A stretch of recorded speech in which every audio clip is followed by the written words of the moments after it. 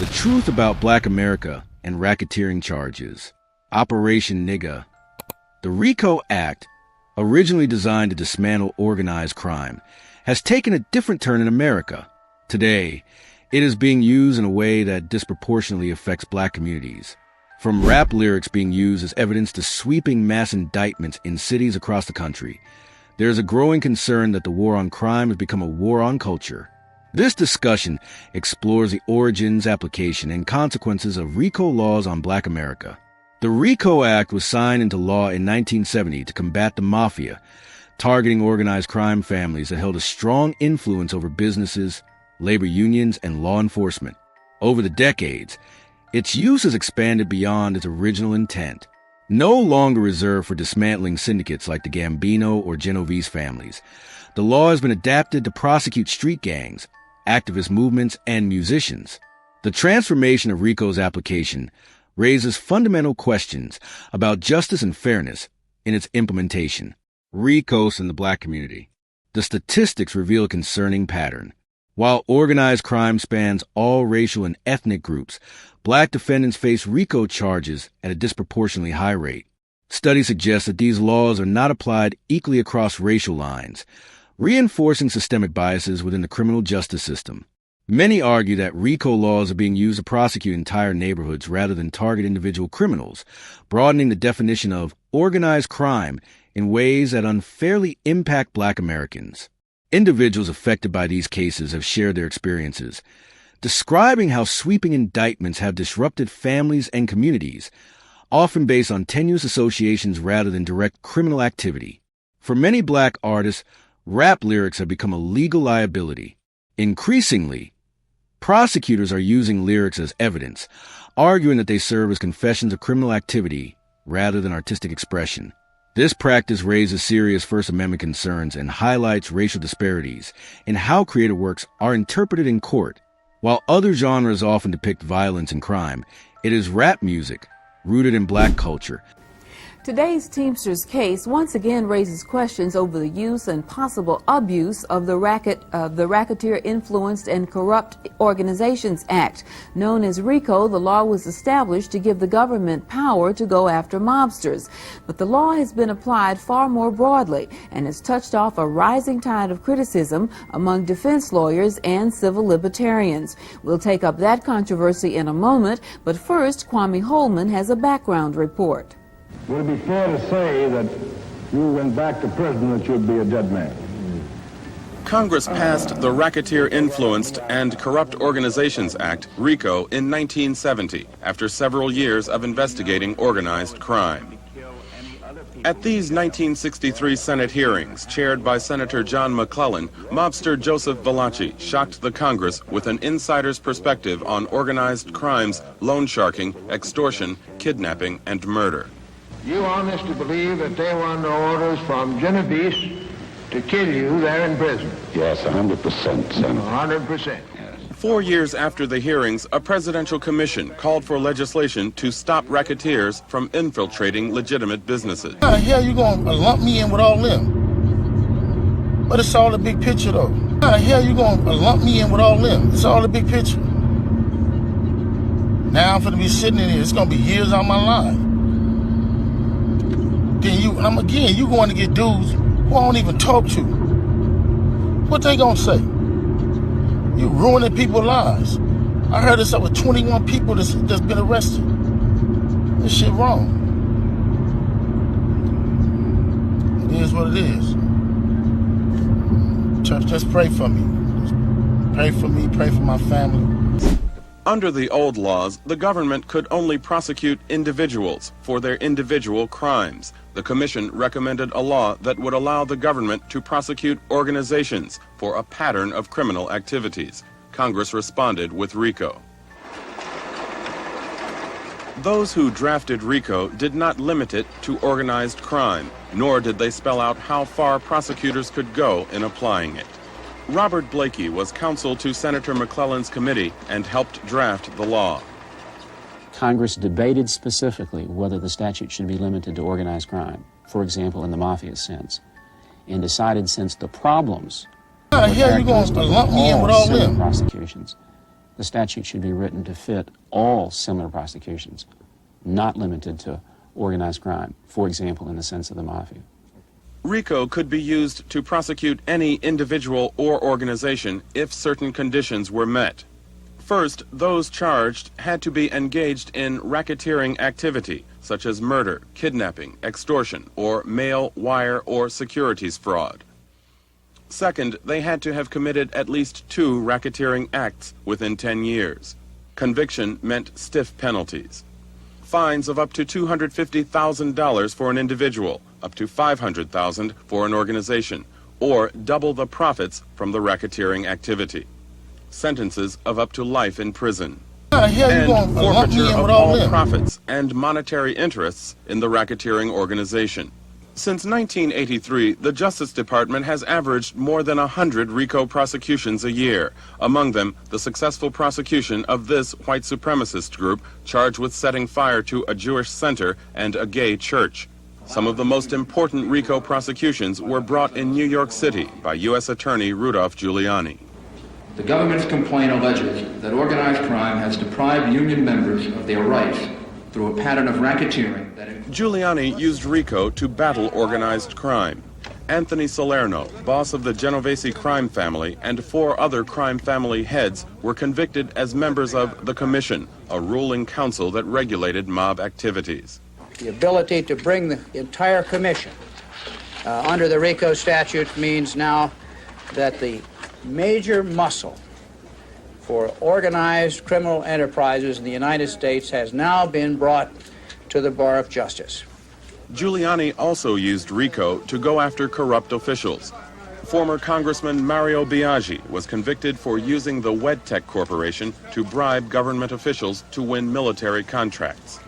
Former Bronx Democratic Party leader Stanley Friedman was convicted of turning the New York Parking Violations Bureau into a racketeering enterprise for personal profit. When Giuliani used RICO to prosecute corrupt politicians and gangsters, no one thought about it twice. It was another matter when he aimed RICO and its powerful forfeiture provision at legitimate Wall Street firms. The first time I ever went to LA, I went out there to shoot a party video. Right. They knew what time I landed. They knew what hotel I was at before I landed. Listen, bro, the first time I go out there, so flying with TIG, Fly was like, man, we gotta go pull up on Big U. So we're going to Crenshaw High School, but he got the football kids out there. So, okay, I know Crenshaw, the Bruce side. When we first pull up, I see him and Wack talking. And in my mind, I'm like, I thought it's blood versus Crip. These niggas sitting here talking, having a conversation. Right. So my mind up. This is my first time going out there. He was like, yeah, man, we knew what time you landed. I was like, oh yeah, this shit different. He was like, yeah, you over there, you in a hotel room, Then what you call it, get your bag, ain't your driver? I was like, oh yeah, this shit different. So at the same time, I say that to say, that checking in shit be real. Sending shit around the internet, all y'all who be promoting and listening to what these niggas saying, all y'all giving these likes and hidden likes, all y'all supporting this. All y'all guilty of this fuck shit. If you had something against a black man, you should handle it with a black man in the streets. Wack said 100 times he was gonna take my contracts. He working with the FBI. The FBI went to the city 3 days in a row and told the city they didn't want nobody to give me no more money. They went to all the different celebrities and told all the different celebrities, don't give me no money, don't help me, don't do nothing for me. They going around scaring and intimidating everybody. But y'all sitting it around getting people in trouble. Like y'all don't understand what the FBI do to black men who try to help their community. I ain't been nothing but a help to our community. But I guess it is what it is. This the price of being black and trying to help somebody, trying to help your community and do what you can. You just guilty because somebody else don't like you and they can go on the internet and do what the fuck they want to and y'all gonna promote it. It's crazy. But I'm going to go turn myself in though. Cause I ain't did nothing. This fact is, man, they done went to my house, kicked my houses in, bust my doors down, bust my windows. They calling my son at his football practice, threatening him. You know what I mean? These dudes tagging him. What kind of shit is this? But y'all gonna be rolling with these dudes. And I got this last thing to say. Wack said he was gonna destroy developing option, right? So who gonna replace developing option? Which one of you fuck niggas in the 60s gonna call yourself coming in? Because whoever try to come in, y'all the ones that's working with Wack. Believe that. So remove me to get me out the way for somebody else to come in who gonna cooperate. That's what the play is. That's what the whole play is. Now to that Channel 2 Action News exclusive on rapper Young Thug. Tonight, the Fulton County District Attorney's Office filed a motion to revoke his probation. The rapper was released on bond last November. We broke the story on WSBTV.com around 8:30 tonight. And Channel 2 investigative reporter Mark Winnie joins us now live from the newsroom. Mark, the DA spoke exclusively to you about this motion. Yeah, this concerns the YSL gang racketeering conspiracy case. Last year, DA Fonnie Willis suggested to us the sentence for rap superstar Young Thug, real name Jeffrey Williams, that let him hit the street the night he pled guilty or nolo contendere to all charges he faced, was a sentence which could send him to prison for years if he crossed the wrong line. Now this. If your motion is successful, Young Thug would go to prison. He could. A new and dramatic verse in the case surrounding music star Young Thug, real name Jeffrey Williams. A motion from prosecutors at the Fulton County District Attorney's Office to revoke Williams' probation. It says, quote, since sentencing, the defendant has engaged in conduct that directly threatens the safety of witnesses and prosecutors, compromises ongoing legal proceedings, and warrants immediate revocation of probation. Fulton County District Attorney Fonnie Willis. What our motion is concerned about is that we certainly believe that his post was to threaten law enforcement, which is all part of gang activity. Jeffrey Williams' attorney Brian Steele told me by phone it is never appropriate to be engaged in any type of witness intimidation. It is never appropriate to threaten to murder another person. The prosecution's motion to revoke Jeffrey's probation should not be well received and should be swiftly rejected. It is irresponsible to file a motion of this sort when Jeffrey has done absolutely nothing, Steele said, to violate any condition of probation or threaten a witness. We know that it is clear to Mr. Williams that the intent of the district attorney is to stop gang activity in Fulton County, Georgia. We believe the judge's order is clear, and that this is an intentional violation. The motion says investigator Marissa Viverito is currently testifying in a gang murder hearing and indicates a judge ordered the witness not be shown on TV while testifying, but that a blogger posted on social media she doesn't want to be shown on screen. Well, here she is, along with a photo of the investigator. The motion says on Tuesday, Young Thug reposted the image, and the post went viral, amassing more than 2 million views. The motion says Viverito's home address and her parents' home address were publicly posted, exposing them to grave danger, and that hours later, an additional post emerged threatening the assassination of D.A. Willis. The motion alleges Williams' continued association with individuals actively involved in witness intimidation, threats of violence, and obstruction of justice constitutes a clear violation of probation conditions. Now, last year, Ms. Willis suggested to us there was room for accountability in Young Thug's complicated sentence involving 5 years commuted at time served, followed by 15 years probation to be followed by a, quote, backloaded 20-year prison term, which would also be commuted to time served if he successfully completes the probation, which was loaded with lots of special conditions. I expect, Wendy, a courtroom fight over this one. Reporting live in the newsroom, Mark Winnie, WSB Tonight. And we know that you'll be covering that for us, Mark. Thank you for that. We want to begin now with some breaking news. Rapper Lil Durk is charged in a murder for hire plot. Lil Durk's real name is Dirk Bank, and he is from Chicago. This is his mugshot from Florida, where he was arrested last night and is being held without bond. This comes only hours after 5 people associated with his music business were also accused and taking part in that murder for hire plot. Now, the plot targeted rapper Quando Rondo's cousin, who was killed in 2022. Investigators believe it was retaliation for the earlier murder of Chicago rapper King Von. By the way, something Young Thug is facing is a RICO charge. This stands for Racketeer, Influenced, and Corrupt Organizations. So it started out as a federal law, mainly targeting the mafia, but now almost all states, including right here in Georgia, have adopted similar state RICO laws. It's going to focus on organized crime and only requires a state to prove that some people in that group committed a pattern of crimes or other crimes. RICO stirred controversy because it allowed prosecutors before trial to freeze assets allegedly derived from criminal activities.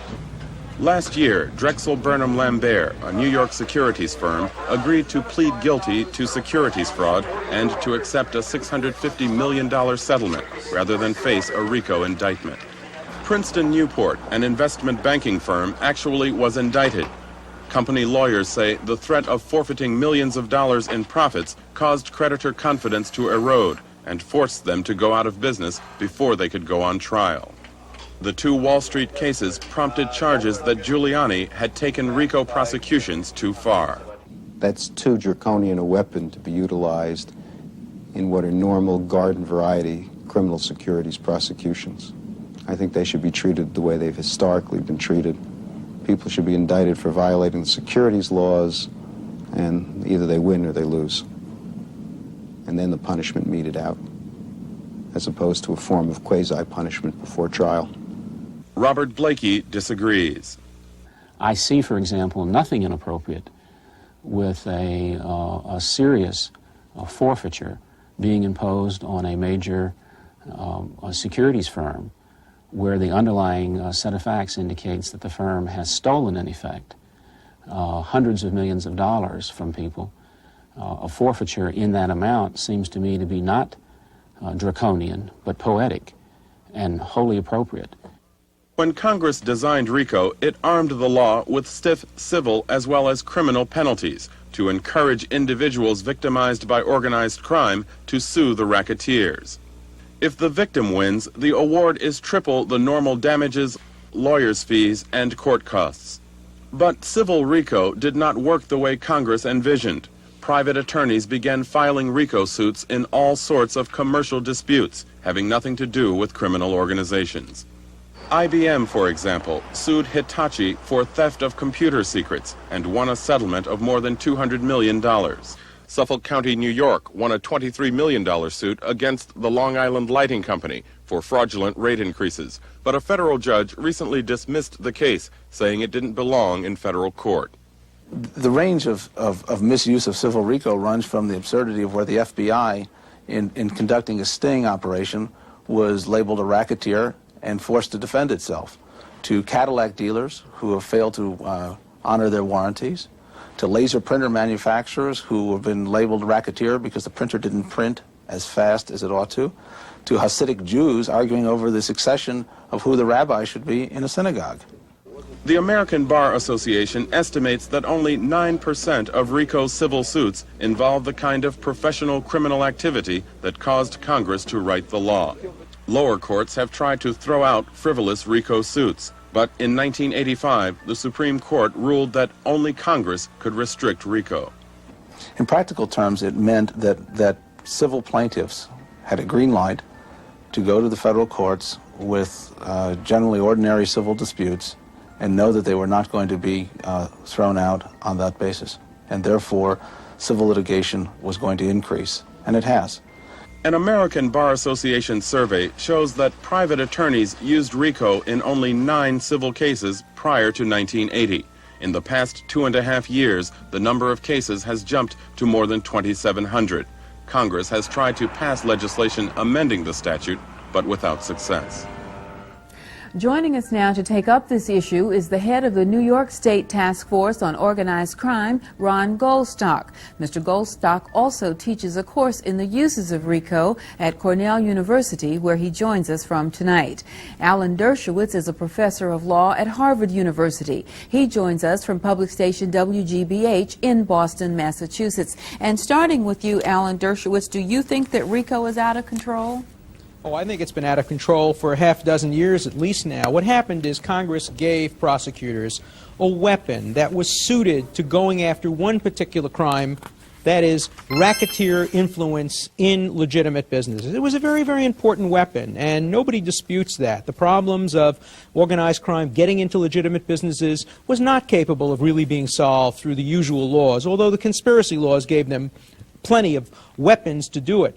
But today it's being used against abortion protesters. It's being used against bookstores. It proves the old adage, if you give the prosecutor a weapon, he will use it to the limits of his ability to plea bargain. But what's wrong with that? I mean, what's wrong with using it against abortion protesters, stockbrokers, bookstores, as you indicated? Well, the primary thing that's wrong is that it's false advertising. It's mislabeling. These are not racketeers. Call them what you want.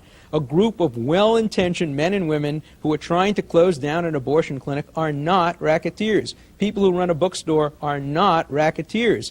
People who try to use the mail to defraud in stock cases, they're bad, they're criminals, but they're not racketeers. What it does is it undercuts the important work of going after real racketeers. The use of the phrase racketeer has become so diluted that today it's meaningless, and it ought not to be meaningless. We know a real racketeer when we see him. We know what organized crime is. We know what extortion and murder is.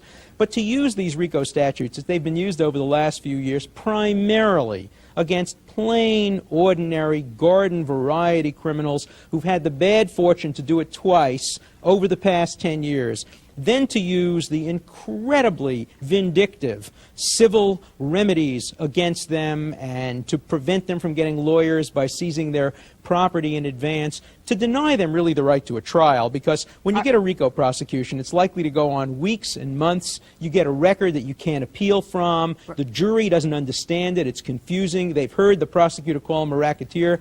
That's the end of the case. Okay, before we get too confusing with too long a laundry list, which I hope to get back to some of in just a moment, let me go to Mr. Goldstock. Is RICO false advertising and undercutting the whole ability of law enforcement to go after the mob? No, I think the history of RICO has shown that it's been incredibly effective against the mob in legitimate industries, against the mob at running their own syndicates. It has also been effective in a wide variety of cases, as Professor Dershowitz points out. But what about his argument that it's been misapplied in more cases than not? Well, it may be misapplied in some cases, but that's true with any statute. Whether it be a criminal statute or whether it be a statute which provides for civil relief, there are always going to be abuses. But the problem there is for the courts to fashion remedies to those abuses, not to get rid of RICO. Mr. Dershowitz? Well, I think we have to go back to the drawing board. I don't want to get rid of RICO. I just want to apply it only to organized crime. The government should have to prove this is an organized crime, real racketeering activity. Because you know what happens otherwise? If you get a case against Drexel Burnham, and Drexel Burnham is accused of being a racketeer, people out there really think that there's organized crime involvement in Drexel Burnham. They're just misled. Now, nobody, not the government, not anybody else, believes that. All right, let me just ask Mr. Goldstock to respond to that. Mr. Goldstock? I think that's such a naive position. If in fact what Professor Dershowitz is complaining about is the use of the term racketeer, I'd be perfectly willing to get rid of that term. If you want to call it a pattern of criminal activity rather than racketeering activity, if you want to call the crime enterprise corruption rather than racketeering, that's fine.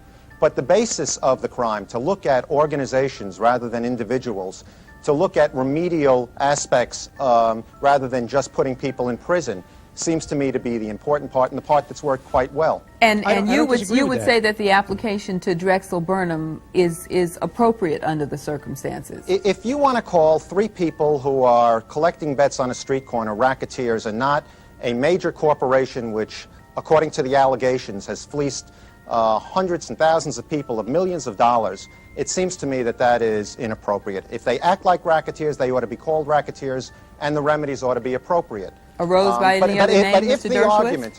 No, but they're not acting like racketeers. By a racketeer, we mean somebody who uses the threat of violence and extortion, the threat of murder to achieve their goals. That's why 3 people collecting bets on a corner, if they're backed by organized crime, are indeed racketeers, because if you don't pay your bet, you're going to get your knees broken. Drexel Burnham doesn't break people's knees. I agree with you. Let's start by getting rid of the phrase racketeering. The next step should be, let's draft new statutes for each individual problem. Let's get a statute passed for commercial activity, a statute passed for the kind of activities that Drexel Burnham was involved in, and another statute passed for protesters against abortion clinics and bookstores. All right, Mr. Goldstock, what would be wrong with that? Well, the fact is that this statute works perfectly well in all of those cases. If what is the major problem is the name of the statute and the use of pattern of racketeering activity, we can eliminate that. But I haven't seen any argument which suggests that the statute itself, the use of the enterprise for committing the crimes forming the basis of the complaint, the use of treble damages, the use of forfeiture is inappropriate. In all those cases, it does seem to me to be appropriate. And where there are minor abuses, and there may be some in particular cases, then the courts can handle that quite easily. But the courts have said they won't handle that. The courts have said we're throwing the ball back to Congress. But the Mr. Supreme Dershowitz Court of the United States has said we won't do it. But hasn't the Congress, in the first instance, the Congress itself didn't limit RICO, and in the second instance, the courts have refused to limit RICO, saying that if there is a what did it call, a loophole or a defect in the statute, Congress should fix it. And Congress doesn't have the guts to take on a statute that uses the phrase racketeering. That's the problem. In fact, it's getting worse. States all over the country are now passing baby RICO laws, which are applying well beyond what Congress had in mind. Let me give you the one example of bookstore.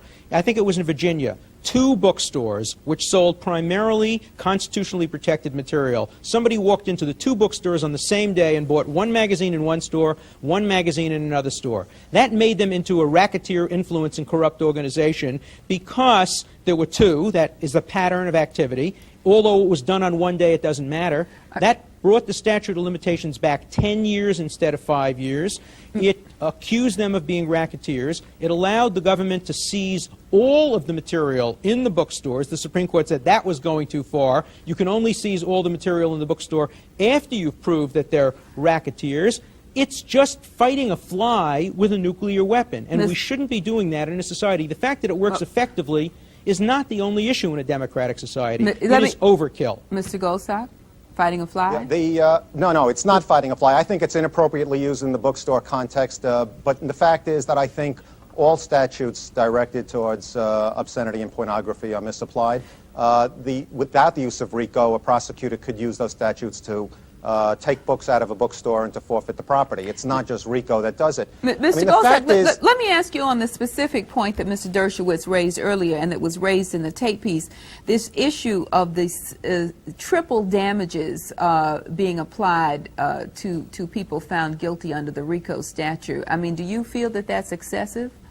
These are in private rights of action. It's the same treble damages that are applied in antitrust cases. And if it's appropriate there, if punitive damages are appropriate in cases in which you're involved with criminal acts, with intentional torts, then it seems to me to be appropriate in this case. This is essentially liquidating punitive damages to twice actual damages. I don't think that is the major problem. The fact is that crime has gotten much more complex, and law is government's response to these social problems. And it designed RICO with the complexity of crime in mind. And it is useful not only in dealing with racketeers, but in all these other cases. And the reason that the reason that the legislature has not changed is because they haven't been misapplied to any great extent, and no one can point to any great travesties of justice. I can find great travesties with respect to most criminal acts. I can find them with a great number of private causes of action. Just briefly, we see abuses all the time. What's your response to the other criticism raised by Mr. Dershowitz and also in the tape piece that the law tramples on the rights of individuals by seizing their property before they've been indicted and before, or at least before they've gone to trial? Any time when an individual is suing somebody else and seeking damages, they want to make sure that ultimately, if they prevail, they can attach the assets, have the assets available. And so they go through a legal device called attachment or freezing the assets, and they have to show, in order to do that, that they're likely to prevail at trial, that otherwise the assets would be dissipated, and that they're in a balancing test that there is not an undue burden on the defendant. And that's precisely the test that I use in the RICO context. It is no different in RICO than any other civil action. Indeed, in the Marcos case, where all of the Marcos assets were frozen, they were done not under the RICO statute with which he was being accused, but also under a pendant state claim. So it's not that RICO does this, that is the way the law operates. And we may have problems with law in complex cases and mega trials, but it's not the RICO problem. Right. Mr. Dershowitz, what do you think needs to be done at this point, and do you think it's doable? I think it's doable. I think we have to understand that one statute can't cover all the evils of this country. This statute was passed many years ago, before crime became as complicated as we now hear it has become, and correctly so. We need new statutes. We need a statute for investment banking if that's perceived as a problem. We need a new statute and a separate statute for protest activities. We need another one for bookstores. Every statute has to be tailor-made to the particular problem. Alexander Hamilton once said that the civilization is measured by how thick its criminal code is, not how thin. These people are being very lazy, taking an old statute, applying it to every new problem that's come up. It's now being applied to environmental polluters. It's being applied to people who use the mails. We need different statutes for different evils. Mr. Goldstock, you don't agree with that. And do you think that it's not doable to change it? You think RICO will prevail? No, I think Congress may change it. I hope they don't. I think it has been used very effectively in a wide variety of cases, but I have no objection with Professor Dershowitz if he would like to develop new statutes aimed at particular types of problems and find that that works better than RICO. I have no problem in those particular areas of recalling RICO and allowing the other statutes to work. But in terms of laziness, it is people who have not developed those statutes to deal with those areas, who have not been able to deal with corruption in labor unions for 40 years without RICO. And it seems to me that now, having RICO working, the burden is on the other foot to show that something is better. All right. Well, we have a little bit of agreement here. So on that note, we'll end it. Mr. Goldstock and Mr. Dershowitz, thank you both for being with us. Thank you. That faces the highest level of scrutiny. If RICO can be used to put entire rap labels on trial, the implications for artistic freedom are profound. Legal experts and music industry professionals continue to debate where the line should be drawn between self-expression and self-incrimination. In recent years, major figures in hip-hop and the black community have been implicated in RICO indictments. Cases such as those involving YSL, GS9, and BMF have drawn national attention. These prosecutions raise concerns about whether the intent behind RICO laws is being honored or whether they are being used to make examples out of prominent black figures. The media plays a significant role in shaping public perception, often portraying black defendants in ways that reinforce stereotypes rather than presenting a balanced view of the cases. The intersection of race, media, and the law continues to fuel debates about fairness in high-profile RICO trials. Legal scholars, activists, and lawmakers are increasingly calling for RICO reform. There is ongoing debate about whether the act should be limited in scope, redefined in its application, or abolished altogether. Alternative approaches to addressing organized crime and gang-related activities exist. But until meaningful changes occur, black communities will continue to bear the heaviest burden of these laws. Advocates for reform argue that justice should be based on individual accountability, rather than broad conspiracy charges that ensnare entire groups. This issue is about more than crime. It is about justice, fairness, and the future of black America. The ongoing battle over the application of RICO laws will shape generations to come. The question remains, will the system change, or will those in power continue to use these laws in ways that disproportionately impact black communities? The history of covert operations and secret government programs has long been shrouded in mystery, but some of these operations have disproportionately affected black communities. From clandestine surveillance to medical experimentation, the legacy of these actions has left deep scars. This story uncovers the hidden truths behind these operations and their impact on black America. One of the most infamous government operations targeting black leaders was the FBI's COINTELPRO, launched in the 1950s. This covert program aimed to infiltrate and dismantle civil rights movements, labeling activists as threats to national security. Figures like Martin Luther King Jr., Malcolm X, and the Black Panther Party were heavily surveilled, harassed, and, in some cases, assassinated under suspicious circumstances. The intent was clear: disrupt black empowerment by any means necessary. Black communities have also been subjected to unethical medical experiments, the most notorious being the Tuskegee syphilis study. From 1932 to 1972, hundreds of black men were left untreated for syphilis, so researchers could study the disease's effects. This betrayal fostered deep mistrust in the healthcare system, a sentiment that persists to this day. Other covert medical tests, such as radiation experiments on black prisoners and the forced sterilization of black women, further reveal the extent of governmental overreach. While the methods have changed, the systemic targeting of black communities continues. The war on drugs, initiated in the 1980s, disproportionately criminalized black individuals, leading to mass incarceration.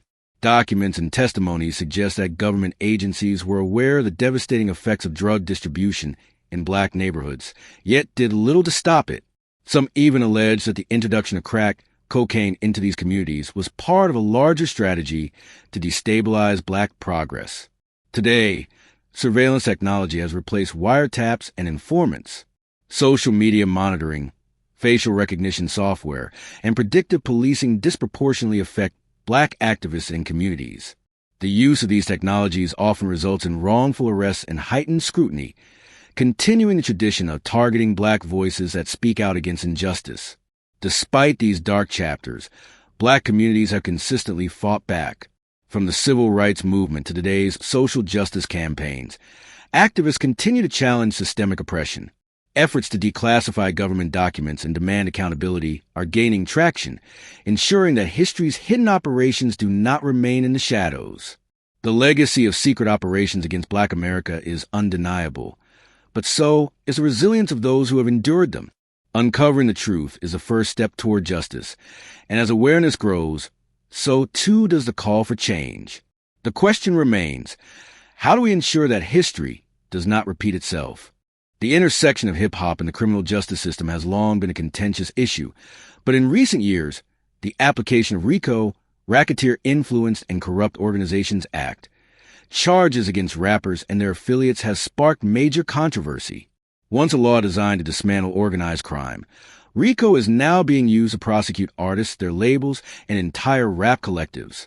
This story explores the impact of these prosecutions, the blurred line between artistry and criminality, and the broader implications for hip-hop culture.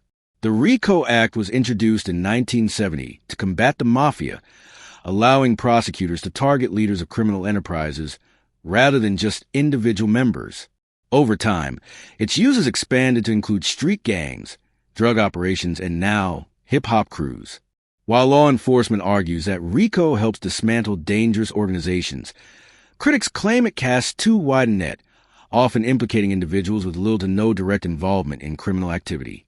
High-profile cases have put the use of RICO against rappers in the national spotlight.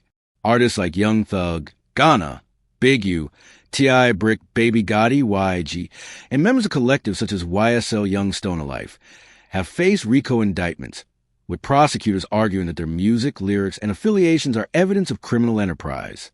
The question remains, is this about justice or is hip-hop being unfairly targeted? One of the most controversial aspects of these prosecutions is the use of rap lyrics in court. Prosecutors have presented lyrics as confessions, using them to establish connections between artists and alleged criminal activities. This practice raises significant First Amendment concerns.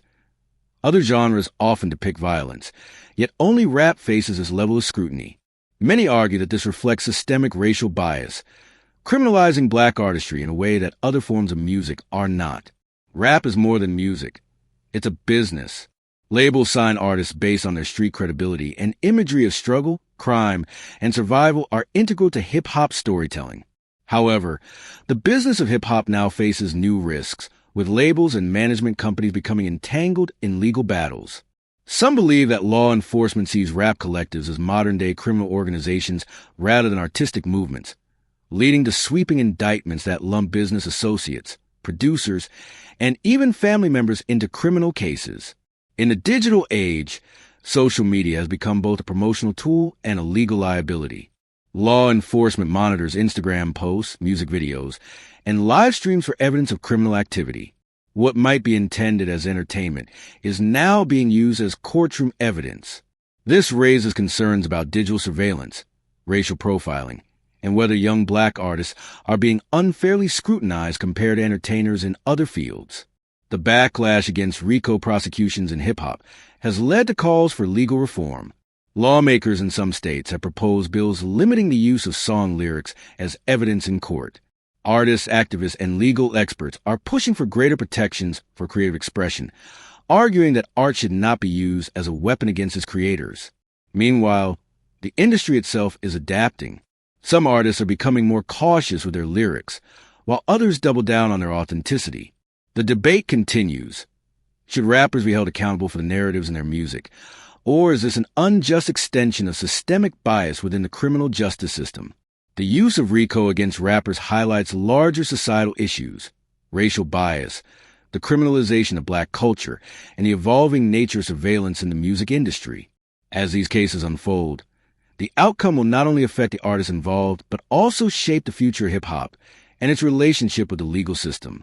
How do you feel about the use of RICO charges against rappers? Should lyrics be admissible as evidence, or is this an attack on free speech? Join the conversation and let your voice be heard. Thank you for joining me on this journey. If you enjoyed this story, please like, share, and subscribe for more explorations into the past. Let me know in the comments what city or topic you'd like me to cover next. Until next time, stay curious and stay strong. Make sure you subscribe.